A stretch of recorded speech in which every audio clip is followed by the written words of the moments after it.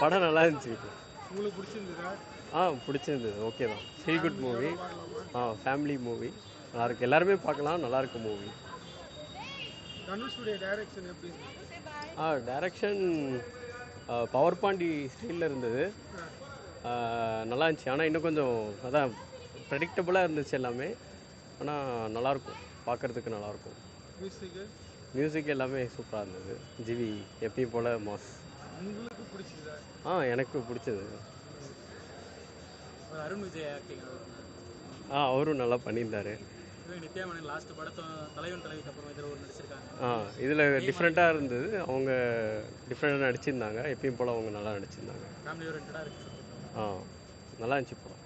Spoiler இல்லாமல் படத்தை பற்றி சொல்லலாம். ஸ்பாய்லர் இல்லாமல் அதான் இட்லி சிம்பிளாக இருக்கும். அது மாதிரி படமும் நல்லா இருந்துச்சு. சிம்பிளாக இட்லி எப்பயுமே நல்லாயிருக்கும். அதே மாதிரி படமும் நல்லா இருந்துச்சு. ரேட்டிங் எவ்வளோ தெரியும்? இல்லை ரேட்டிங்லாம் 3.3. ஓகே 5க்கு 5 ஆஃப். Songs okay. மூவியோட அப்படியே மேட்சாக இருந்தது. ஓகே தான், நல்லா தான் இருந்துச்சு. இல்லை நல்லா இருந்துச்சு. நடுவில் ஒரு சாங் மட்டும் சும்மா இரிட்டேட் ஆகிற மாதிரி இருந்தது. பட் ஆனால் ஓகே தான், நல்லா தான் இருந்தது.